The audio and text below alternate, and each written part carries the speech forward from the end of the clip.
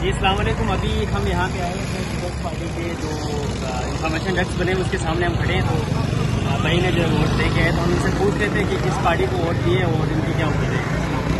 جی میرا نام شمس الدین حسن سگری ہے جی، اور میں ابھی ووٹ دے کے نکلا ہوں. یہ دیکھا ہمارے پاس یہ نشان بھی ہے.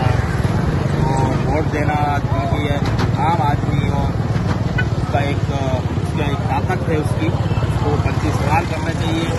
اور جس پارٹی کو آپ پسند کرتے ہیں کسی ریزن کی بنیاد پہ، منشور کی بنیاد پہ، تو آپ لازمی اس کو ووٹ دیں، کیونکہ یہی وہ ایک ہتھیار ہے جو ہم تلوار اور تیر اور گولی کے بجائے ہم ورزش سے ہم کوئی بہتری لا سکتے ہیں پرامن طریقے سے.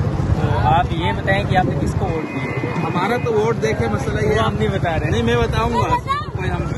ہم تو دیکھیں پارٹی کی بنیاد، پارٹی کا بنیادی منشور دیکھتے ہیں پھر ووٹ دیتے ہیں. تو اس وقت جو ہمارے لیے معیار ہے ووٹ دینے کا، وہ ایک تو اس پارٹی کا انتخابی منشور ہے، اور دوسرا اس پارٹی کی نظریاتی بنیادیں ہیں، اور تیسرا اس پارٹی کا جو گزشتہ سارا اس کا کام رہا ہے وہ بھی ہے. یہ تین چیزیں ہیں.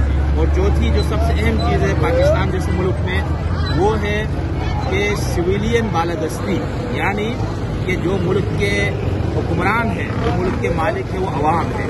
اور عوام کی جو مالکیت ہوتی ہے وہ ان کے منتخب نمائندوں کے ذریعے، ایک جمہوری حکومت کے ذریعے وہ چیز ثابت ہوتی ہے.